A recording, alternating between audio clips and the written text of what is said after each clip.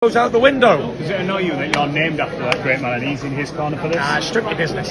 He's getting the bag in it, so Tyson, just a response to people like Bellew saying this is a freak show and other people saying it's just for money. Haters gonna hate, bitch is gonna hate.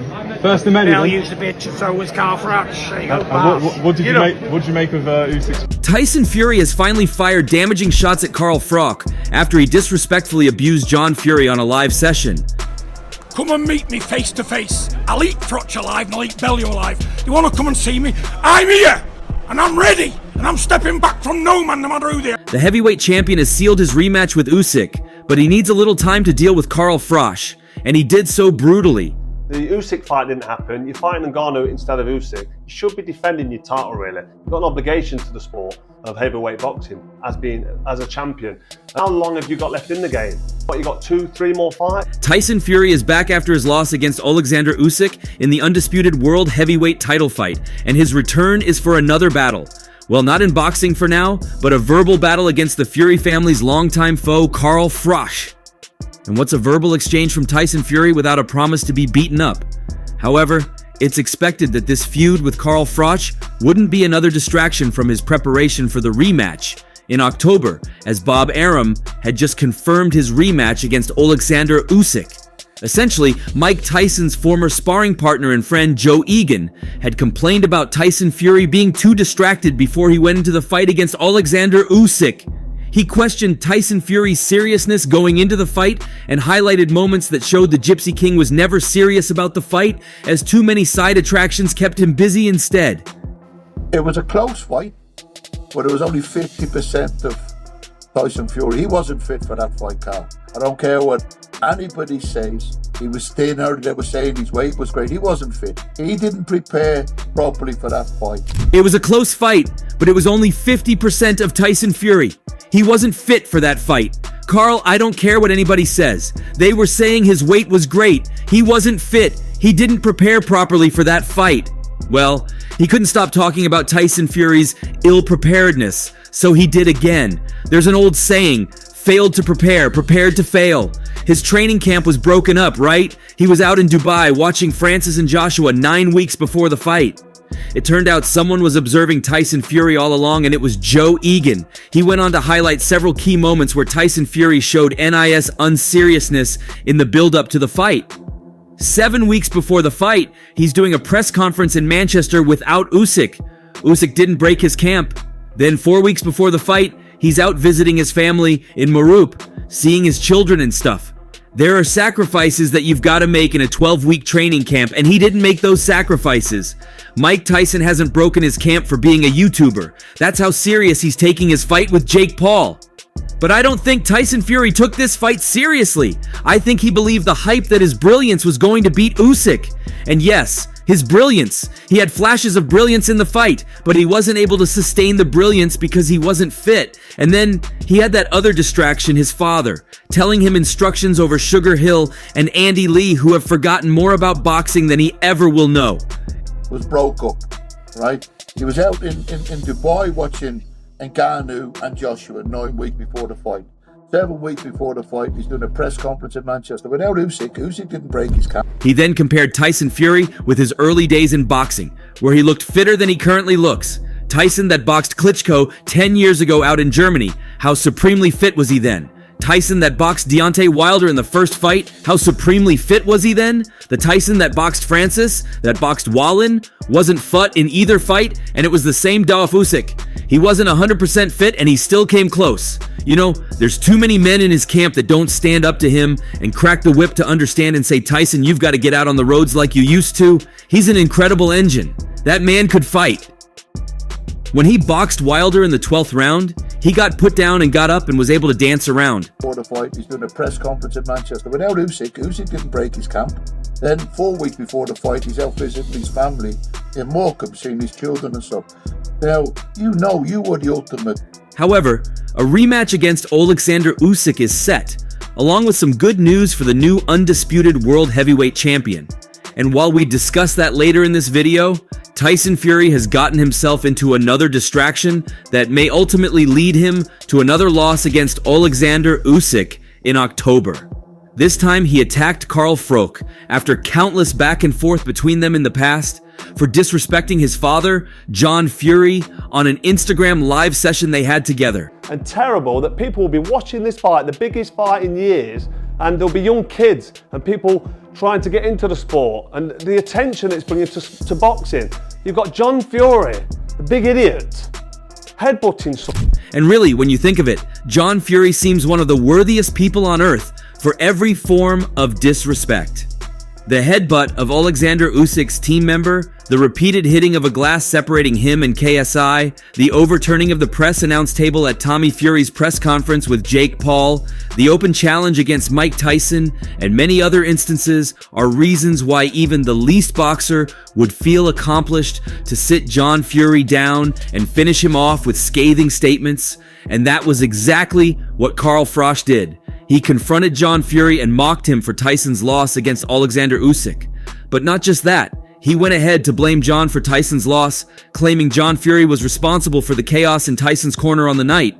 Froch had told him during the live session that he was a destructive father, saying, "Anyone should be ashamed to have a father like you. That's so embarrassing. You literally ruined your son. He lost because you always want to steal the show, and you've done it by doing the most embarrassing thing possible. You headbutt your opposing team and shouted over your son till he lost. Don't even come for me, you'll regret it." Froch then quipped after John Fury said he had no business with what happened in the corner and that he should get ready for some serious beating. "You won't survive it, old man. You'd be on the ground before I raise a finger," Carl Froch said. And now Tyson Fury is apparently back, ready to take revenge on his father's behalf. He slammed Carl Froch for coming at his father, asking if Froch ever had anyone to father him. "Carl, you're a freaking idiot, and I don't blame you. You don't come at my father like that, never. If you don't have one, then don't disrespect mine. You need to know boundaries and don't cross this oath, else I'll kill you." Goes out the window. Does it annoy you that you're named after that great man and he's in his corner for this? Strictly business.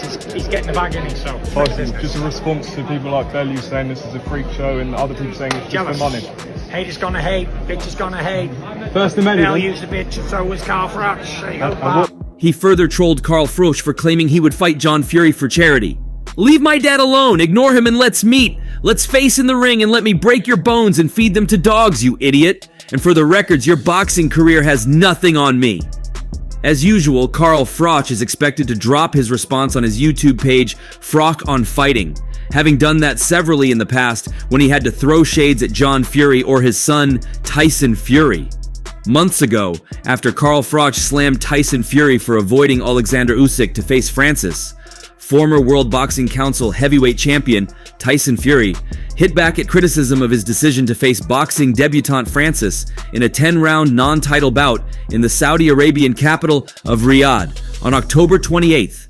Prior to the fight, it was clear that the 35-year-old Brit was eschewing a bout against the former World Boxing Association, World Boxing Organization, and International Boxing Federation heavyweight champion, and now undisputed world heavyweight champion Alexander Usyk, in favor of the big money bout against former Ultimate Fighting Championship heavyweight champion Francis instead.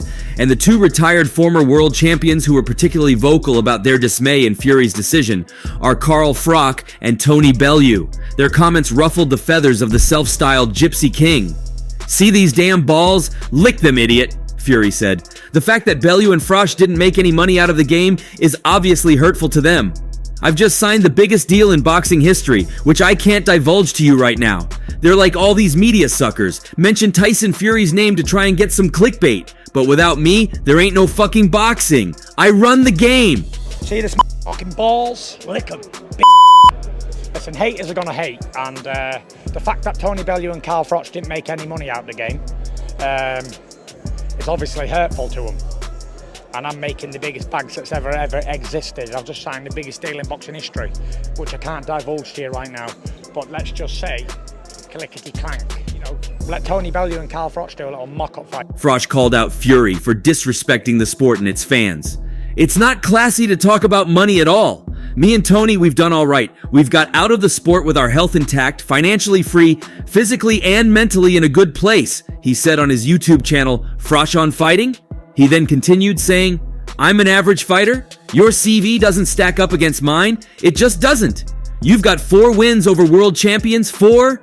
Steve Cunningham, an old cruiserweight. Vladimir Klitschko in a real stinker? Horrible fight? Deontay Wilder 3 times and you beat him twice.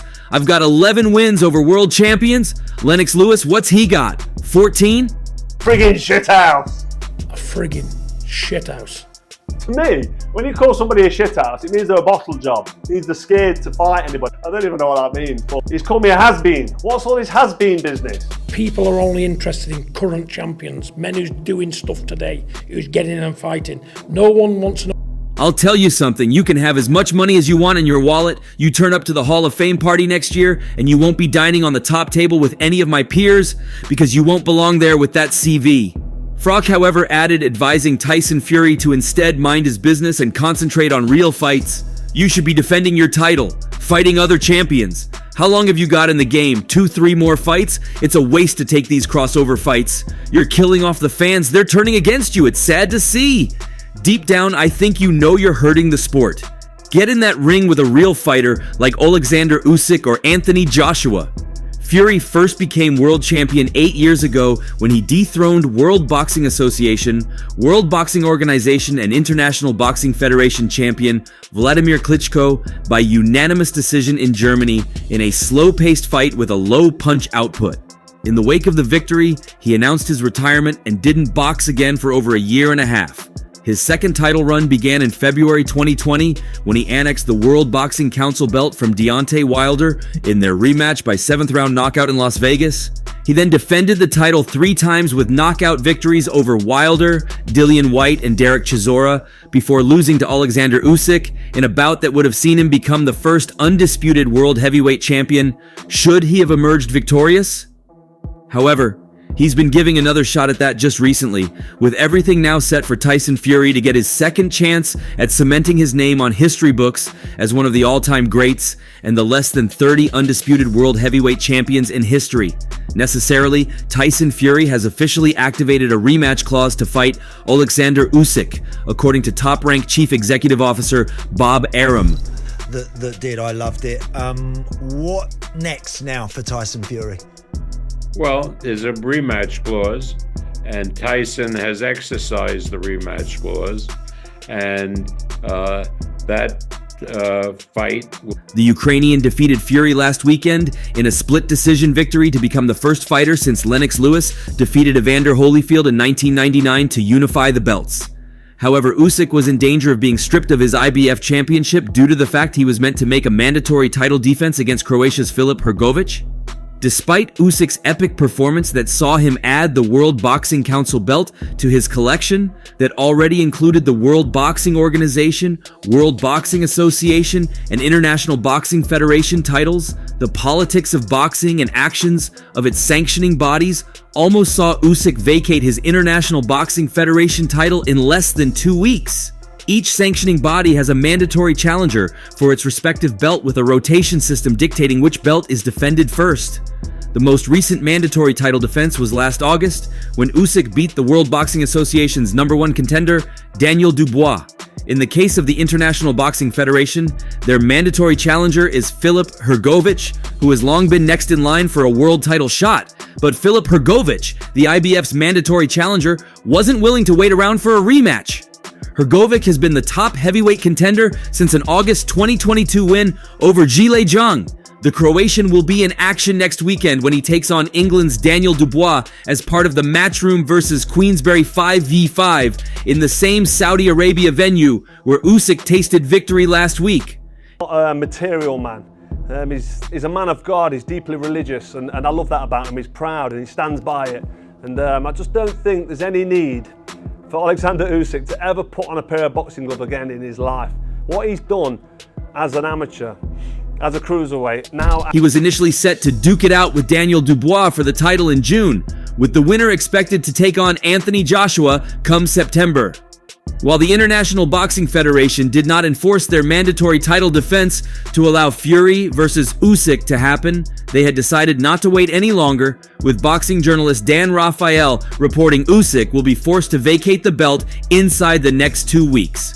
Rafael reported that the decision is part of the Fury versus Usyk fight contract. Hrgović is scheduled to fight Dubois on June 1st, where the newly vacated belt is expected to be on the line. Initially, it meant a very short-lived reign as undisputed king for Usyk, as their rematch later this year was to have just 3 belts on the line should it go ahead. The World Boxing Council, World Boxing Association, and World Boxing Organization straps. Usyk, who was the undisputed cruiserweight champion before stepping up to heavyweight, also boasts the IBO and Ring Magazine belts. He is now set to take on Fury in a pre-agreed rematch in October, which is expected to be another close fight.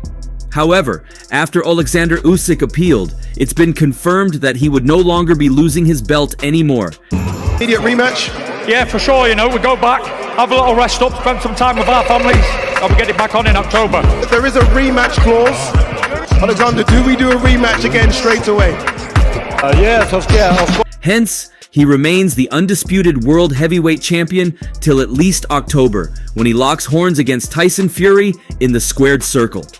Talking about the match between Tyson Fury and Alexander Usyk, Carl Froch said, "With this in mind, IBF President Daryl Peoples confirmed that Usyk officially requested an exception to keep his International Boxing Federation heavyweight world title for a Fury rematch, rather than being stripped for not facing his International Boxing Federation mandatory challenger." Now it appears his wish has been granted after Arum confirmed that Fury has activated a rematch clause with his Ukrainian counterpart.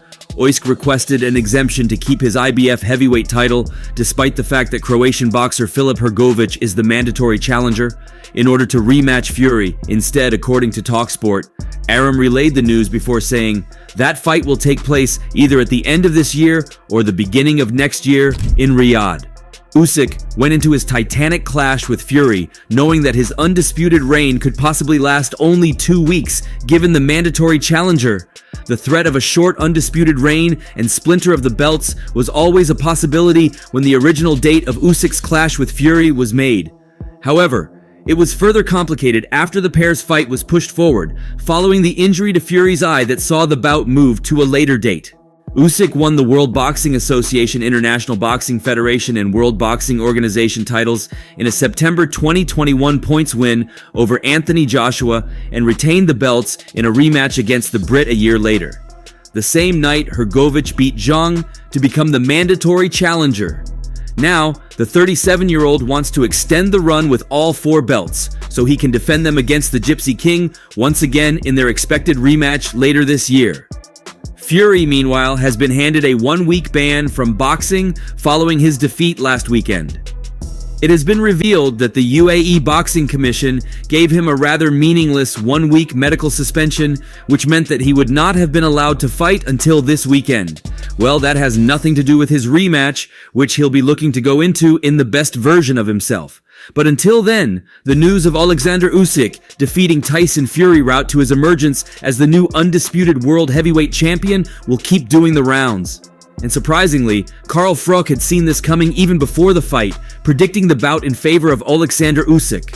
Carl Froch held multiple super middleweight world championships, including the World Boxing Council title twice between 2008 and 2011. The International Boxing Federation title from 2012 to 2015, and the World Boxing Association title from 2013 to 2015. Speaking to a news source, Carl Froch said, "What's Usyk now? 37 years old, so he's slowing down, but he's got the ability to have a couple of close rounds, not lose the round and say, 'Right, I struggled there.' He goes back to his corner and then just lays it on. He gets behind more feints, more footwork, more aggression with the body language. He doesn't even have to throw a punch. He won't allow Fury to just lean on him and outweigh him." I think Usyk's going to beat Fury. I just think it's close, it's tight. With the way Fury struggled against Ngannou, I just think it's a tough fight for Fury to win, because Alexander Usyk doesn't know how to. And after the match, Carl Froch claimed Tyson Fury wasn't so bad, as he performed well in a few rounds, but ultimately, he was the second best man in the ring on the night. Carl Froch also blasted referee Mark Nelson and claimed Tyson Fury was really helped by the referee, and the result would have been so different if Mark Nelson had not intervened in Fury's favor. Finally, Carl Froch highlighted the embarrassing display by Tyson Fury's corner as 3 men, Sugar Hill, Andy Lee, and John Fury, all tried to shout the instructions into his ears. John Fury was the most prominent of the 3, despite being the least experienced. He was seen speaking closely to his son's ears, trying to raise the instructions. In his life, what he's done as an amateur as a cruiserweight, now as a heavyweight, and the way he's finished there, I know he's got a rematch clause and he can make another 50 million quid, maybe more, but I don't think he needs it, and I don't think he's got anything to, well, he hasn't got anything to prove. And that's all for now. What do you think about the intense feud between Carl Froch and Tyson Fury? Let's know your thoughts in the comments section. For the very best updates on news, moments, events, and actions in the world of boxing, stay connected with us by subscribing to our YouTube channel, and don't forget to turn on notifications to get alerted when we drop quality contents like this. Until next time, peace out.